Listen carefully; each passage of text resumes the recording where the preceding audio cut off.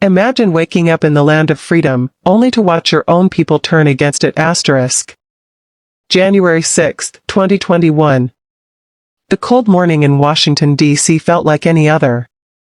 But something was boiling beneath the silence. Congress was inside the Capitol, preparing to certify the results of the presidential election, a peaceful process followed for over 2 centuries. But outside, a storm was rising. Thousands gathered. Angry. Fueled.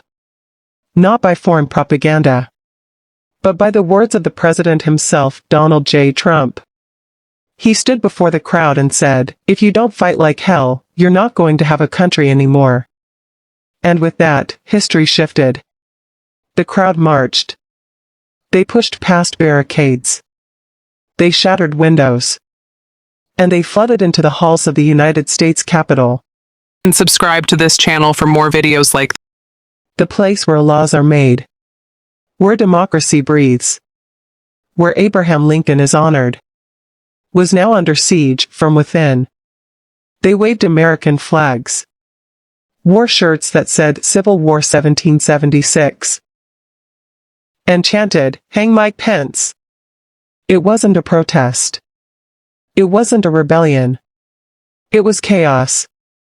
And it was happening in broad daylight, live on every screen in the world. Elected officials hid under chairs. Staffers barricaded doors.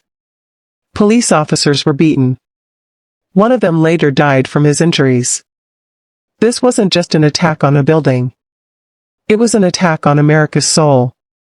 And the world watched in disbelief.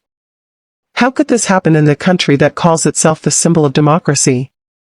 How could fellow Americans become enemies of their own Constitution, and in the center of it all was a president watching from a television screen silent for hours? When he finally spoke, his message wasn't of peace. He told the rioters, "We love you. You're very special." For the first time in U.S. history, a sitting president was blamed for inciting a violent attack on the government. He was impeached, again. Banned from major social media platforms. And left behind a scar that still hasn't healed. Some called it a revolution. Others called it treason. But one truth remains. That day, democracy bled. Not from bombs. Not from warplanes. But from the inside. From broken trust. From dangerous words spoken by the highest office in the land. America survived, but not unchanged.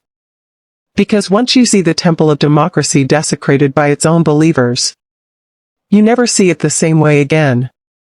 Whose inspiring story of politician would you like to hear next? Tell us in the comments below.